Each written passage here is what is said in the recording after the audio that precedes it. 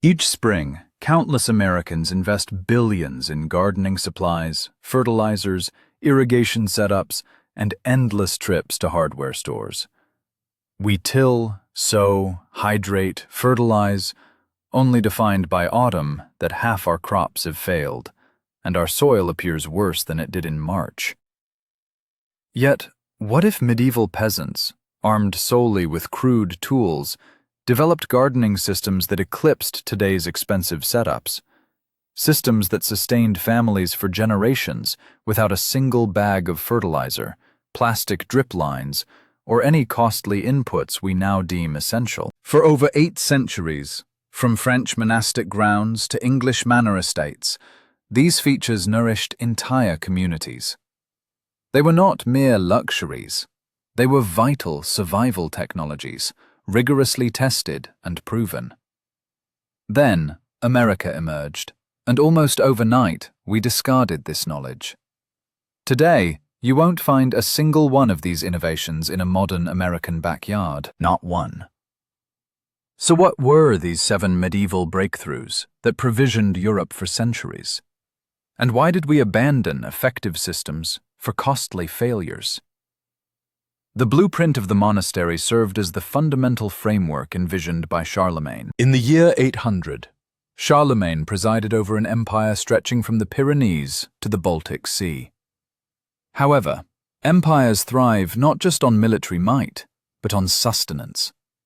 The emperor issued a decree, the Capitulare de Villis, a comprehensive directive for every royal estate across his domain.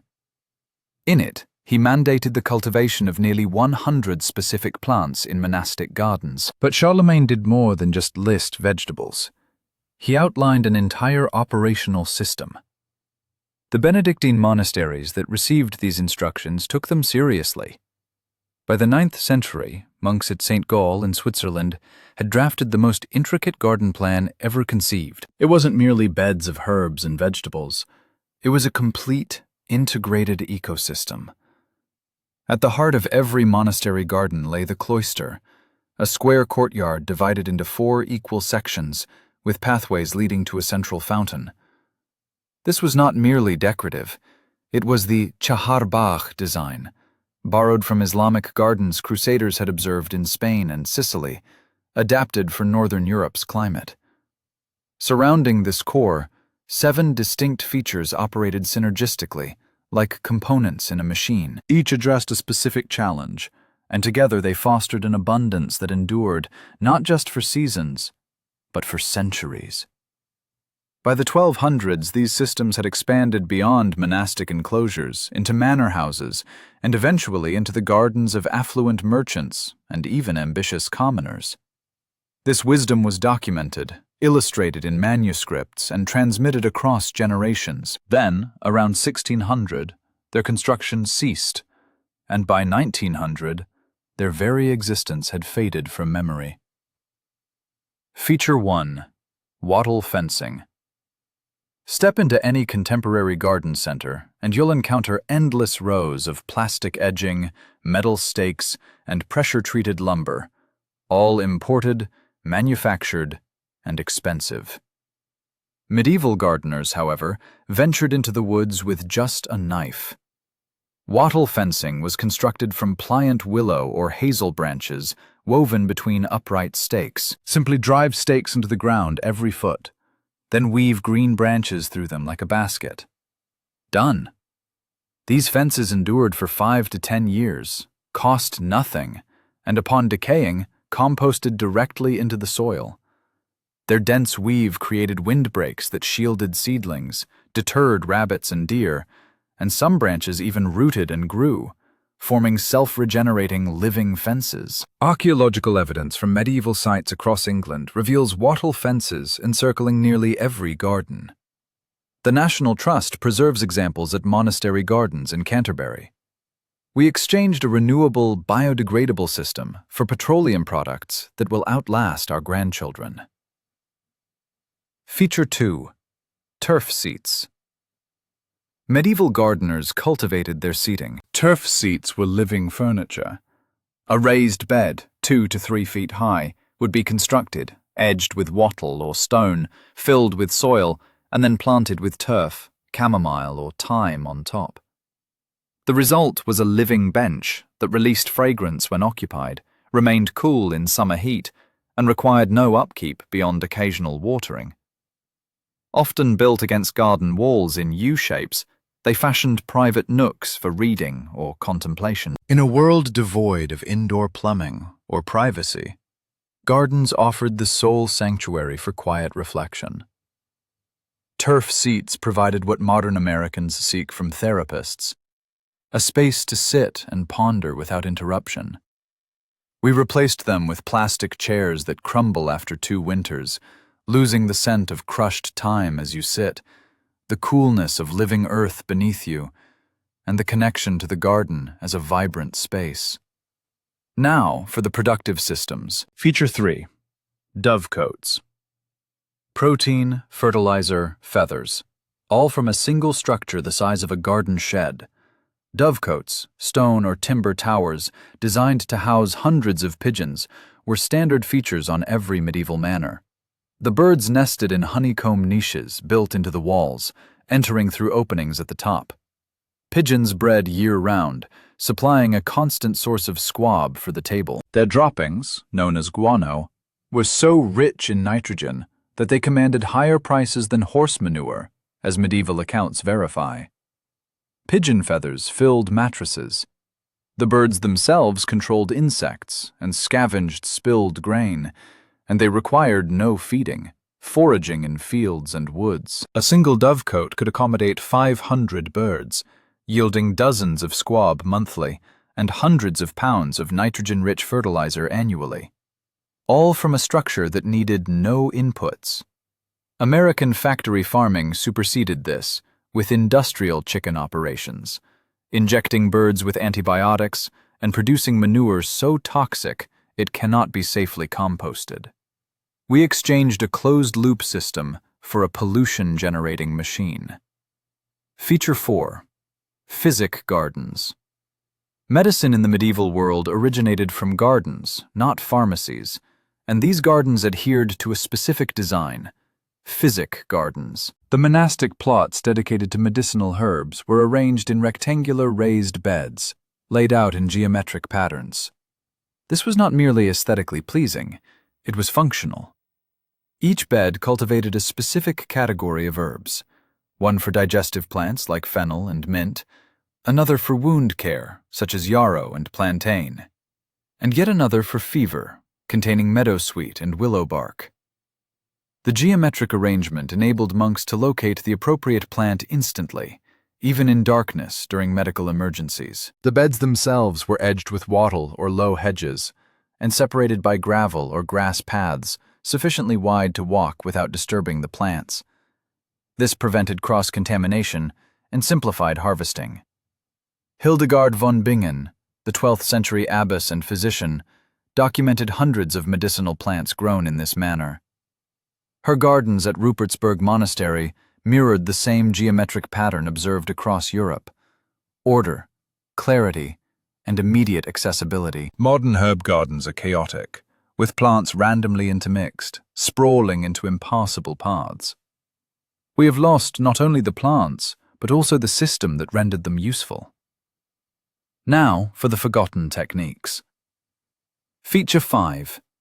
Fish head fertilizer. Every gardening manual instructs you to purchase fertilizer. Medieval gardeners buried fish heads. This practice was straightforward. When cleaning fish from ponds or rivers, save the heads and entrails. Dig a hole next to heavy feeders like cabbage or tomatoes, bury the fish parts 6 inches deep, and plant above. As the fish decomposed, it released slow, steady nitrogen and phosphorus directly to the roots. No odor, no mess, no pests. If buried deeply enough, monastic records describe cabbages the size of buckets. Modern fish emulsion is costly, imported, and processed. Medieval gardeners utilized fresh fish waste they already possessed, transforming refuse into riches. The technique functions today precisely as it did then. Feature 6. Companion planting. Modern agriculture employs monocultures, entire fields dedicated to a single crop. Medieval gardens, conversely, embraced diversity. Monastic records detail the planting of aromatic herbs like lavender and rosemary along vegetable bed edges to deter pests, borage near strawberries to attract pollinators, marigolds ubiquitously to repel aphids. This was not mere folklore.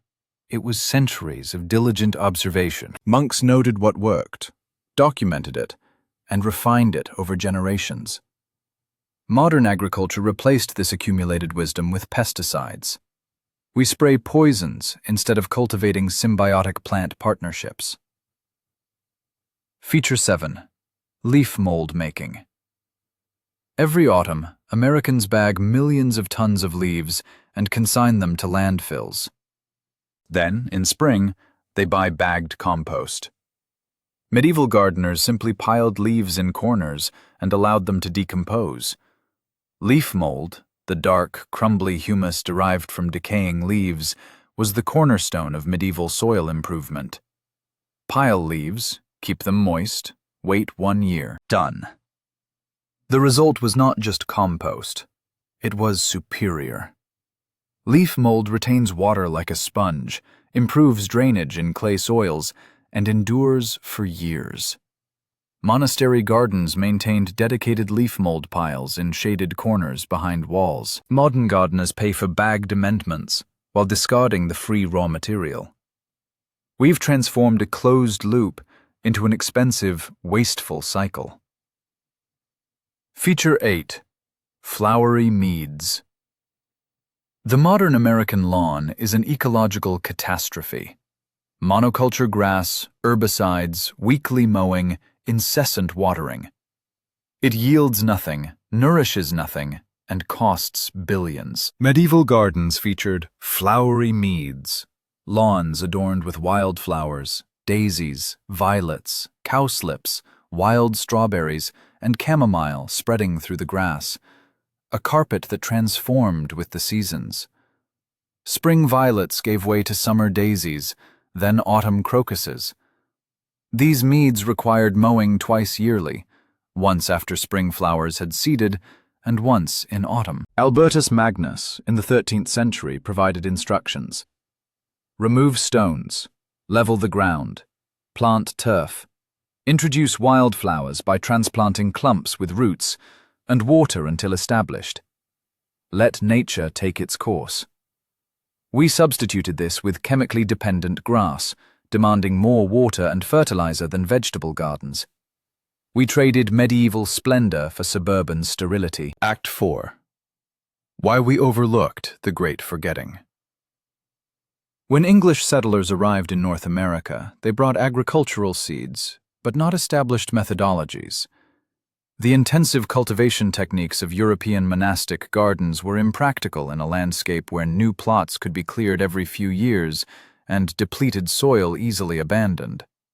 By the 18th century, American horticulture was purely functional, emphasizing rows of vegetables, minimal maintenance, and maximizing yield with minimal labor. Ornate garden features were discarded as remnants of old-world luxury.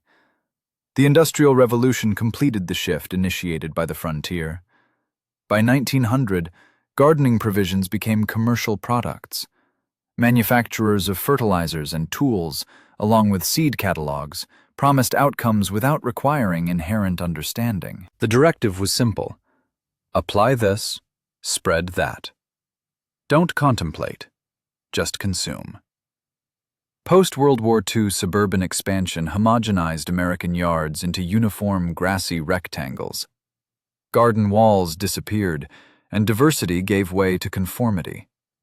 By 1970, no element of medieval garden design remained in mainstream American horticulture. We had jettisoned 800 years of accumulated wisdom in favor of commercially produced goods necessitating continuous repurchase. An industrial trap, portraying the history of American gardening as planned obsolescence. We exchanged sustainable systems for disposable commodities. Wattle fences were superseded by plastic edging that degrades. Living benches were replaced by plastic chairs. Fish ponds gave way to reliance on grocery stores. The free fertility from dovecotes was supplanted by bagged fertilizer, costing $30 for 50 pounds. Every medieval feature we discarded was replaced by something requiring monetary expenditure. The garden transformed from a self-sufficient system generating abundance into an open-loop system consuming external inputs. The medieval garden was engineered for self-sustenance. The modern American garden is designed to support an industry. Hortus conclusus, the enclosed garden. Privacy was virtually non-existent in medieval castles. Servants were ubiquitous and noise constant. The only refuge was the garden. The hortus conclusus, Latin for enclosed garden, was a walled or hedged area fashioned for solitude and introspection. Yet these walls were more than mere boundaries. They functioned as climate-controlling technology. Stone or brick barriers absorbed solar heat during the day, radiating it at night, thus prolonging the growing season by weeks. Fruit trees trained against south-facing walls yielded harvests in climates where they would not survive in exposed orchards. Within these enclosures, medieval gardeners cultivated roses, lilies, violets, and other flowers esteemed for their symbolic meaning and fragrance. The space was typically small, rarely exceeding the dimensions of a contemporary living room, featuring a central fountain or well and turf seats along its perimeter. The National Trust maintains enclosed gardens at places like Ightham Moat and other medieval estates. Inside these walls, one can still discern the difference. It's warmer, quieter, and more sheltered. America demolished garden walls and erected suburbs where every yard is exposed, wind-swept, and visible to neighbors. We traded privacy and productivity for uniformity. Modern gardeners contend with frost, wind damage, and crop failures that medieval walls would have mitigated. We purchase row covers, plastic cloches, and greenhouse structures to mimic what stone walls provided effortlessly. The enclosed garden was not merely an aesthetic choice from the Middle Ages. It represented applied physics, thermal mass, wind protection, microclimate creation, all from a singular structural element. Today, as climate becomes increasingly unpredictable, these ancient walls offer valuable lessons. Private gardens are re-emerging, stone walls are being reconstructed, and the hortus conclusus is being rediscovered, one enclosed space at a time. The way forward. What was lost? What can be rebuilt? 7 features, 800 years of refinement, abandoned in less than a century. But here's what often goes unmentioned. Every single one still proves effective. Wattle fencing continues to retain soil. Turf seats still exude the aroma of time. Fish remains still fertilized tomatoes. Leaf mold still enhances soil quality. The knowledge is not gone. It is simply overlooked. We opted for intricacy over simplicity, plastic over organic wood, chemicals over biological processes, and expense over abundance. However, the paradigm is shifting. As fertilizer costs skyrocket and mountains of plastic waste proliferate, gardeners are unearthing the wisdom known to medieval monks. The most effective systems are those that do not require purchase. One does not need a medieval monastery to implement these features. Begin with 1. Construct a wattle fence from pruned branches. Cultivate a flowering meadow instead of a barren lawn. Bury fish heads beneath your tomato plants. Create a small raised bed with woven willow edging. Each addition further closes the ecological loop, diminishes reliance on external inputs, and reconnects you to knowledge that sustained Europe for centuries, contrasting with modern agriculture's decimation of soil in mere decades. The question we should be posing: the medieval garden was not flawless. Life was arduous. Labor was brutal. But the gardens themselves functioned. They nourished communities without depleting soil, polluting water, or necessitating perpetual purchases. We abandoned them not because they failed, but because they did not generate profit. A gardener employing a wattle fence does not buy plastic edging. A gardener with a dovecote does not buy fertilizer. A gardener producing leaf mold does not buy bagged compost. So, here is the inquiry. What else have we forgotten because it proved too effective to be profitable? The answer may reside within a medieval manuscript awaiting discovery. Kindly share your thoughts below.